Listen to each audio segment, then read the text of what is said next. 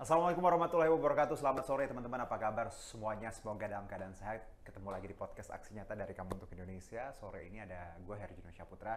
Seperti biasa kita akan ngobrol 30 menit ke depan dengan narasumber kita. Dan tentunya dengan topik yang tiap harinya macam-macam.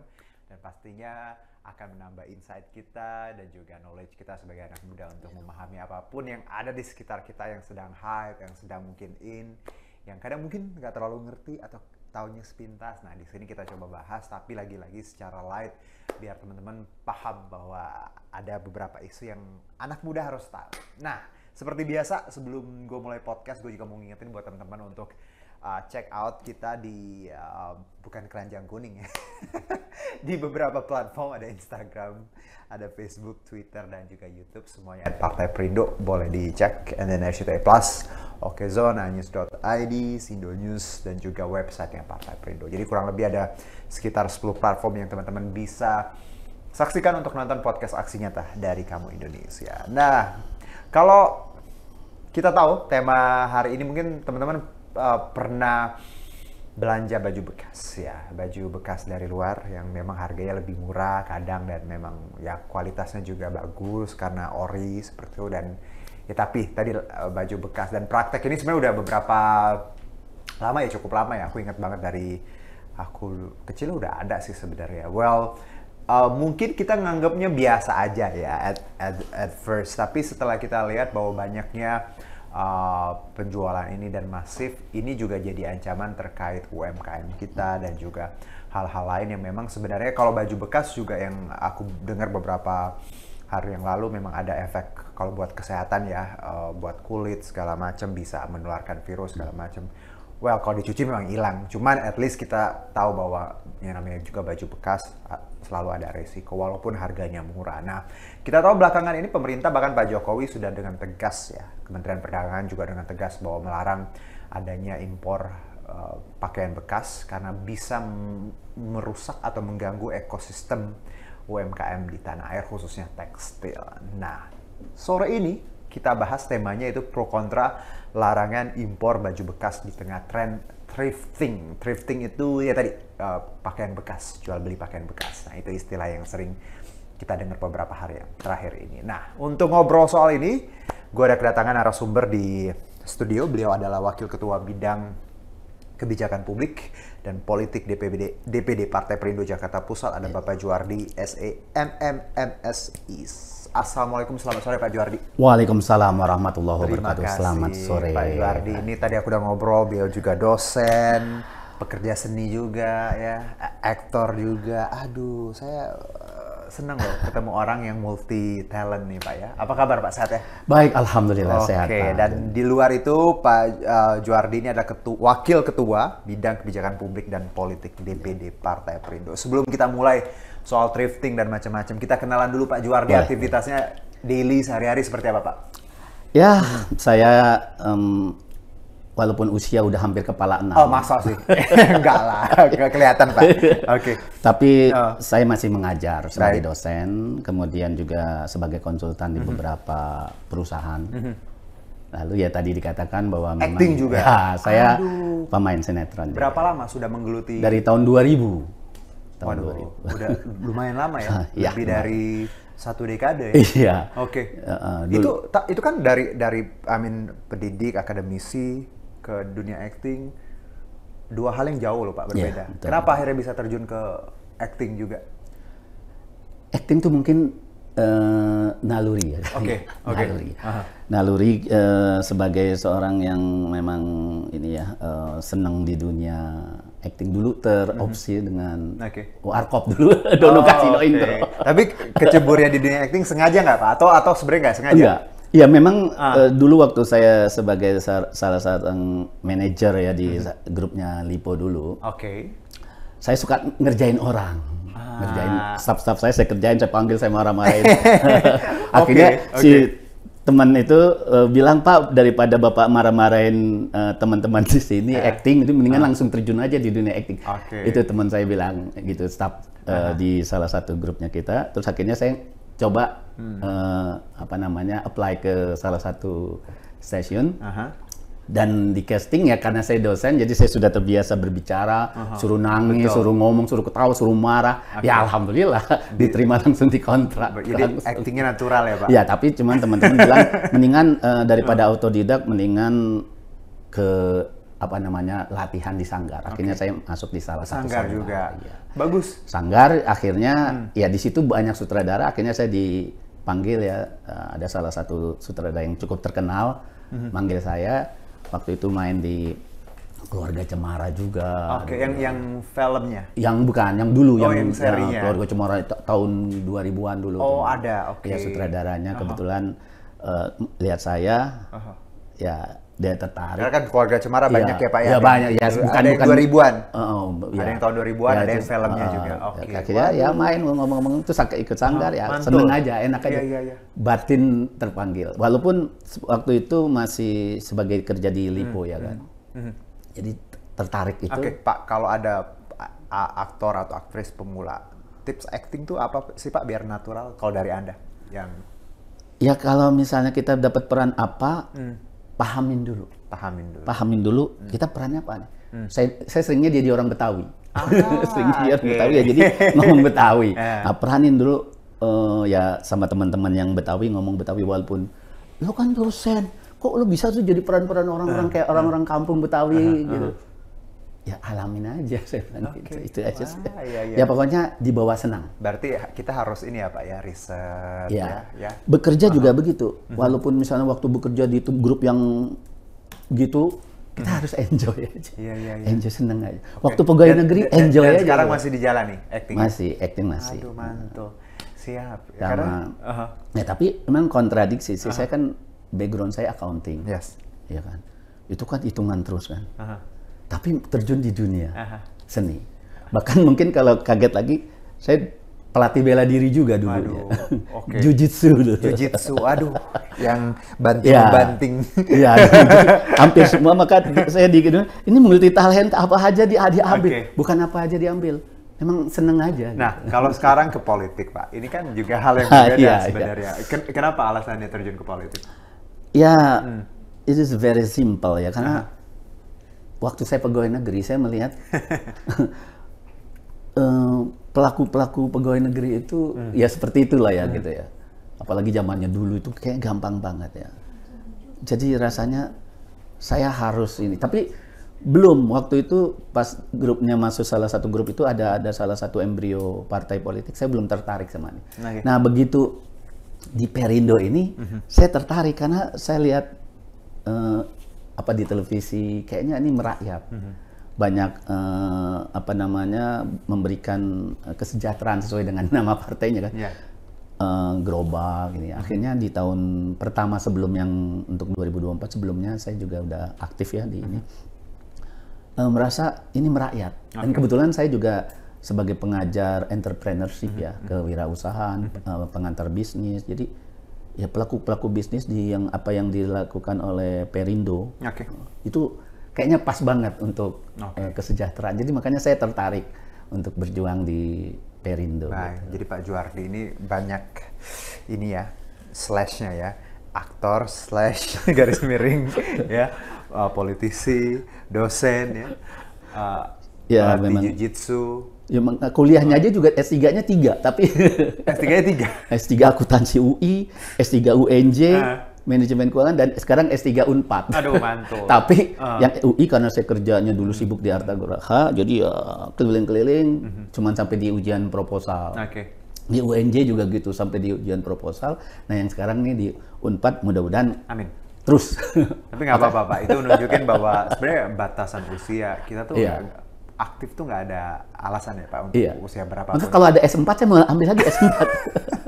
Nah ini nih PR nih buat anak-anak muda di luar sana, kalau males kuliah, males gerak dengan gitu senang. Jadi lakukan segala sesuatu, mau kerjaan, mau apapun harus dengan. Masuk partai politik pun juga harus dengan senang. Nice.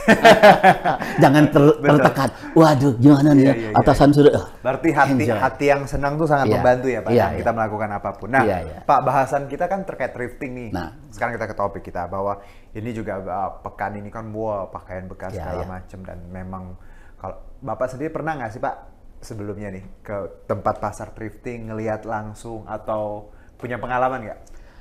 Wah, memang di era saya itu pasar-pasar baju bekas udah lama banget. Udah lama banget pengusaha-pengusaha yang bukan pengusaha ya, UMKM yang mikronya itu juga mereka pasar loa di pasar rumput, di pasar Senen. Kan lingkungan rumah saya kan di Jakarta Pusat situ ya, main ke Senen gitu kan. Ini masih udah ada. Iya. Wah, itu baju-baju bekas apalagi baju-baju impor. Teman memang ya lagi-lagi ya bicara soal baju bekas itu memang budaya ya. Jadi ya kadang level tertentu ya saja yang Karena gini Pak, kadang orang ya harganya murah, ya, betul, murah. Barangnya juga bagus, mereknya merek seperti itu, dan juga tadi kan nggak semua orang Pak bisa beli baju yang bagus dan mahalan. Ya, tapi kalau kita lihat Pak, ini kan lama-lama ternyata mengganggu ya bagi UMKM juga. Ini yang disadari oleh Pak Presiden dan juga Kemendak bahwa hal ini akan mengganggu UMKM khususnya tekstil. Nah, Bapak melihat pelarangan ini sudah tepatkah atau harusnya seperti apa kalau dari kacamata Pak Juardi?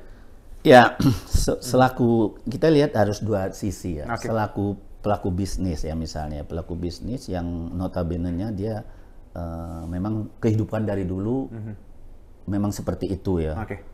Nah, dengan ada kebijakan yang kaget ini tentunya dia akan merasa terganggu ya kan.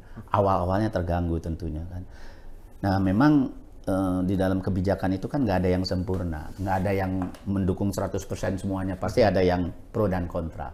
Nah, cuma hanya memang ya di dalam kebijakan sebaiknya memang harus ada sosialisasi sebelumnya lah Pak. Jadi para pelaku-pelaku ini kalau udah ada ini, wah dia akan langkah apa? Langkah apa? Nah, makanya memang dengan kehadiran Perindo di sini, saya harap memang masyarakat ini udah diberikan pembekalan-pembekalan. Opsi dulu ya Pak ya? Udah pembekalan-pembekalan terhadap bagaimana sih kalau sebagai seorang wirausaha itu seperti apa. Kalau misalnya terjadi gini, alternatifnya seperti apa. Jadi dikasih pembelajaran kepada masyarakat, sehingga kalau terjadi apa-apa terhadap kebijakan-kebijakan yang notabene-nya dadakan, dia sudah siap gitu. Nah kalau kita lihat Pak juga bahwa sebenarnya peraturannya saya baca memang udah jelas ya Pak, Permendak nomor 18 tahun 2021 pelarangan impor. Kemarin saya sempat ngobrol Pak sama kementerian terkait, karena saya jurnalis juga di MNC. Saya bingung, saya bilang pakaian doang atau sepatu juga, kan banyak juga ya Pak, sepatu ada tas, topi. Ada topi. Saya pikir pakaian, ternyata pakaian itu mencakup semuanya Pak. Jadi barang yang diimpor, yang bekas itu nggak boleh. Kalaupun mau diimpor harus yang barang baru dan bersih, dan ya tadi kualitasnya baik. Tapi Pak, kalau kita lihat ini kan juga katanya tadi alasan pemerintah melarang ini karena merusak tadi bagaimana ekosistem UMKM di tanah air. Kalau dari Anda, apakah memang pengaruhnya bisa sesignifikan itu kalau kita biarin ini, orang akhirnya ya lebih suka beli baju bekas impor murah daripada UMKM kita? Kalau pandangan saya di samping juga sebagai dosen juga pelaku bisnis juga ya, saya punya usaha juga ya. Di samping karena usaha itu ya kalau signifikannya menurut saya ya, kalau misalnya dilarang ya terhadap mereka, kemudian akan membantu menaikkan UMKM misalnya yang ini sejenis, saya rasa tidak bisa dijadikan satu apple to apple ya. Karena pengusaha kita itu misalnya dia, mohon maaf, misalnya sepatu Cibaduyut atau pakaian apa misalnya, tentu kualitasnya, bahannya kan tentunya berbeda. Ya, orang misalnya cenderung memakai barang impor itu karena misalnya kualitas. Nah, dengan adanya seperti itu kan jadi dia berlomba-lomba untuk memperbaiki. Ya, jadi kalau misalnya ada pelarangan langsung ya kan tanpa sosialisasi dulu terlebih dahulu, atau diberikan pembelajaran kepada mereka-mereka yang penjual yang kaki lima misalnya seperti itu, atau mungkin ada store yang memang ini, selama itu misalnya dilarang, nanti kan ekonominya dia juga akan ini. Kalaupun store-store pasti dia juga bayar pajak kalau misalnya dari sisi pajak ya kan. Kalau misalnya dia akan merugikan negara, dia bayar pajak. Kalau kita lihat store-store, kalau bahkan mungkin lebih dia yang lebih sering bayar pajak ketimbang yang lain misalnya gitu ya kan. Iya. Jadi kalau misalnya dari sisi penerimaan negara, mereka makin banyak volume penjualannya makin banyak, ya akan bayar pajaknya juga banyak. Betul. Dan jadi dalam hal ini saya rasa harus pembenahan lah. Artinya mereka-mereka yang jual baju impor itu ya dibenahin ya dari sisi pajaknya. Kemudian mungkin kalau tadi dari sisi kesehatan ya, mungkin bisa juga baju sebelum ditawarkan ke masyarakat dia laundry dulu atau apa ya kan, seperti itu. Kemudian juga dari sisi misalnya tadi akan mengurangi perusahaan-perusahaan lain yang walaupun garment tapi kan beda. Kalaupun misalnya ini jadi nggak bisa di apple to apple. Benar, dan kadang nggak cuman satu pintu ya Pak, melarang. Tapi kalau kita pengen UMKM kita juga gini, kualitas UMKM kan kadang memang juga terbatas ya Pak, karena mungkin harga produksi mahal. Ya. Harusnya ini juga dilihat pemerintah ketika melarang ini, berarti ada subsidi untuk ya UMKM. Akhirnya mereka punya kualitas barang yang bagus, tapi masih dengan harga yang murah. Akhirnya orang juga mau dong beli UMKM lokal, karena lebih murah. Ya, memang sekarang ini memang pemerintah terutama dari Kementerian Perdagangan memang lagi menggiatkan UMKM. Betul. Kemarin juga kita dapat undangan Zoom dari Kementerian Perdagangan untuk targetnya 30 juta UMKM. 30 juta UMKM.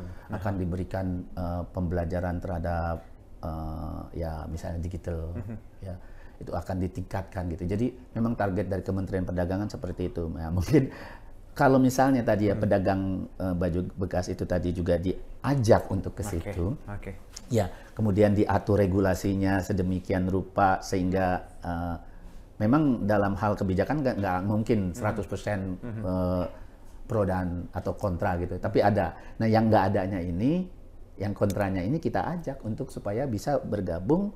Dan misalnya ya regulasinya dirubah. Dan kasihan mereka juga kan ketika mereka ini dilarang, otomatis ya nanti ketika ya barangnya habis ya pasti akan jadi pengangguran dong Pak. Karena kan ya untuk saat ini mungkin masih bisa jualan karena ada stok seperti itu ya. Karena saya tahu kalau buat jualan kan udah nggak dilarang sebenarnya karena udah terjadi gitu. Tapi yang di stop tuh tadi impor yang akan datang seperti itu. Nah di luar itu Pak, kalau kita lihat edukasi kepada masyarakat ini juga penting Pak, bahwa pakaian bekas tadi bahwa juga sebenarnya untuk kesehatan juga ya kurang baik, ada virus bakteri di sana yang ya, tapi orang juga mikir dicuci juga hilang. Nah ini edukasi juga. Kalau Anda melihat bahwa bagaimana kita juga mengedukasi masyarakat ini penting, bahwa pakaian bekas tuh ya tadi merugikan, memang harganya murah tapi merugikan banyak orang, merugikan UMKM dan juga kesehatan. Kalau kita lihat item ini Pak, bagaimana mengedukasi masyarakat? Menurut Anda pemahaman ini juga harus kita bangun? Betul, betul, tepat sekali. Memang harus kita berikan pemahaman terkait baju-baju impor itu ya kan, karena kan kita nggak tahu ya baju impor di sana mereka walaupun orang luar gitu mungkin juga ada yang namanya bekas bekas ya kan, dan ada juga mungkin yang walaupun direbus sampai berapa derajat nggak mati kumannya gitu. Nah tapi ya lagi-lagi karena memang orientasinya di sini bisnis ya mereka, jadi yang penting ada peluang saya jual gitu. Nah itu ya, kalau misalnya memang bisa di change ya, diganti atau bukan barang-barang bekas lagi misalnya, ya mungkin akan lebih baik. Ya kan, misalnya dilarang tapi diberikan solusi. Betul. Jadi jangan cuma dilarang tapi tidak diberikan pilihannya Pak gitu. Karena pasti teman-teman ya saudara-saudara kita yang mata pencarian dari jual barang bekas ini, pakaian bekas pasti Pak akan sangat terganggu. Tapi Pak di luar itu juga Pak ada yang PR-nya juga satu itu, pintunya nih, pintu masuk. Kalau yang resmi kan dilarang, yang ilegal banyak loh Pak. Ya, yang kadang saya kemarin baca Batam itu surganya barang bekas ya, karena memang dekat dengan Singapura dan segala macam. Anda melihat bahwa praktek ilegal ini juga harusnya bukan tadi yang cuman yang resminya doang ya, yang ilegalnya juga harus di. Nah ini kadang-kadang ya kita melihat begini ya, nggak usah ya perusahaan kecil-kecil menengah, yang besar-besar juga kalau urusan yang kayak begitu kan. Dengan tanda kutip ya, yang senang yang tidak resmi-resmi ya. Nah, untuk memberantasnya seperti ini ya memang harus ada fakta integritas dari petugas. Saya rasa. Nah, dari ya makanya salah satu program Perindo Jakarta Pusat itu adalah membenahi SDM. SDM kita ini untuk supaya bisa jadi leader, jadi pemimpin yang memang benar-benar bebas dari bertanggung korupsi, jawab, adil, bertanggung jawab, ya kan, ya seperti itu yang program Jakarta Pusat ini. Karena ada loh Pak, istri pejabat katanya belinya di Mangga 2. Iya. Kalau pas sudah ketahuan. Iya, benar. Iya, kalau belum ketahuan mungkin. Iya. Nah itu juga jadi ini Pak, ironi karena kita ngelihat bahwa masyarakat kecil ditekan ya dengan segala macam rule-nya. Sementara pejabat kita ya, keluarganya, flexing sana sini dan benar. pertanyaannya uangnya dari mana gitu ya, karena gaji pun nggak segitu. Jadi memang ini PR-nya pemerintah juga bagaimana membangun trust ya Pak. Betul. Oke, pakaian bekas dilarang ya, karena tadi memang murah bagus. Tapi di luar itu integritas pejabatnya, bea cukai, pajak. Saya kan pernah jadi pegawai negeri. Oke. Harus diperbaiki ya, kan biar masyarakat nyontoh ya Pak ya. Oke, jadi memang ini memang semoga ya pemerintah juga perbaikannya tidak hanya bicara masyarakat, tapi yang di atas juga kasih contoh yang baik. Ya memang ya saya sangat setuju sih ya kalau misalnya pemerintah memberantas korupsi itu harus benar-benar ya sampai ke akar-akarnya. Jadi jangan ada ampun sih sebetulnya. Karena saya kalau ngeliat bukan apa-apa ya Pak, pejabat dan keluarganya yang flexing, kita yang nyari uang halal tuh kayak yang setengah mati nyari uang halal gitu, ngelihat orang-orang dengan cara-cara seperti itu jadi kayak nggak percaya gitu ya. Tapi jangan nggak percaya, kita harus perbaiki barang-barang ya Pak. Ya makanya memang salah satu program Perindo Jakarta Pusat itu pembinaan SDM itu adalah yaitu supaya dari sekarang itu uang bukan segala-galanya, tapi untuk apa ya? Memang uang tuh bisa untuk digunakan apa, tapi jangan hanya uang itu sebagai kehidupan kita, segala-galanya harus uang itu jangan. Nah, jangan uang dituhankan ya Pak ya? Iya. Oke, Pak, satu mungkin terakhir, kalau saya lihat belajar dari Bapak ya, Pak Juardi, bahwa tadi punya banyak kegiatan aktif dan juga politisi, aktor, pasti kan ini juga mungkin impian banyak orang di luar sana punya karir yang baik, punya mungkin bisa di dunia hiburan. Pelajaran apa menurut Bapak yang harus kita pegang ya untuk tetap punya integritas, bisa berhasil di banyak bidang? Kalau ada 1-2 hal yang bisa dibagi. Ya, satu itu kita harus punya mindset. Kita harus bangun mindset kita. Mindset kita harus begini. Makanya saya kalau kepada mahasiswa saya, kita harusnya jadi manajer atau jadi pimpinan gitu. Jadi mindset kita jangan ya yang penting dapur ngebul. Nggak boleh kayak gitu. Akhirnya di bawah sadar kita akan seperti itu. Nah, setelah kita punya mindset, artinya niat yang sungguh-sungguh, seperti misalnya kayak saya masuk di Partai Perindo, saya niat sungguh-sungguh. Saya nggak ngelihat apa-apa, pokoknya saya ingin kalau misalnya saya dipercaya di Perindo, saya akan ya memberikan ilmu saya kepada masyarakat, kepada ini untuk menjadi manusia yang benar-benar berguna ya untuk kesejahteraan sesuai dengan namanya. Perindo. Itu aja. Terus selain mindset, kemudian niat, ya gembira. Gembira, senang, dan ikhlas sudah. Kuncinya ikhlas itu kunci. Itu yang terakhir. Jadi jangan susah gampang. Udah ditekan misalnya sama ketua Perindo gitu. Wah, jangan Pak, ikhlas aja udah jalan. Camkan anak muda.